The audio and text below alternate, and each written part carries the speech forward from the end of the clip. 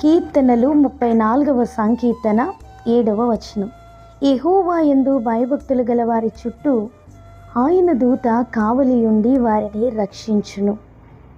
రాజైనటువంటి హేరోదు యాకోబు సహోదరుడైనటువంటి యోహానును ఖడ్గము చేత చంపించి పేతురు గారిని చెరసాలలో వేయిస్తాడు.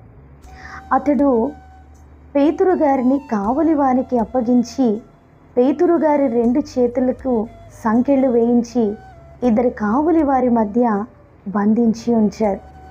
పేతురు గారు సంకెళ్ళ చేత కావలి వారి మధ్య నిద్రపోతున్నటువంటి సమయంలో ఆ రాత్రి వేళ దేవుని దూత పేతురు యొద్ద నిలబడినప్పుడు ఆ చెరసాల వెలుగు చేత నింపబడిందండి. పేతురు గారు నిద్రపోతుండగా దేవుని దూత అతడిని తట్టి లెమ్మన్నప్పుడు పేతురు గారి చేతులకున్న సంకెళ్ళు విడిపోయాయి. దేవుని యొక్క గొప్ప శక్తిని పేతురు గారు ఆ రాత్రికాల సమయంలో చెరసాలలో చూడగలిగారు. దేవుని యందు భయభక్తులు కలిగినటువంటి వారి యొక్క జీవితాలలో ఆయన దూతలు కావలిగా ఉండి వారిని రక్షిస్తారు.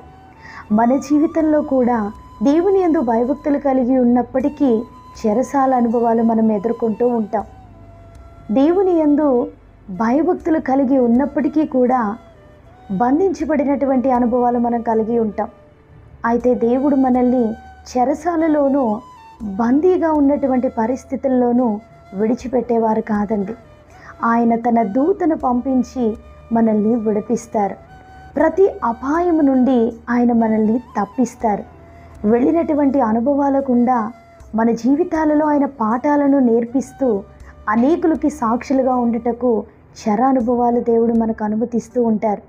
ఈ దినాన్ని ఈ మాటలు వింటున్న మీ జీవితాలలో ఎటువంటి చెరలో మీరున్నారో, ఎలాంటి పరిస్థితుల గుండా ప్రయాణాన్ని కొనసాగిస్తున్నారో దేవుని యొక్క శక్తిని బట్టి, దేవుని యొక్క వాక్యాన్ని బట్టి మనమున్న పరిస్థితిలోనే ప్రభువుని ప్రార్థించగలిగితే ఆ చెర నుండి దేవుడు మనల్ని విడిపించి అనేకులకు అద్భుత సాక్షిగా మనల్ని నిలబెట్టగలరు.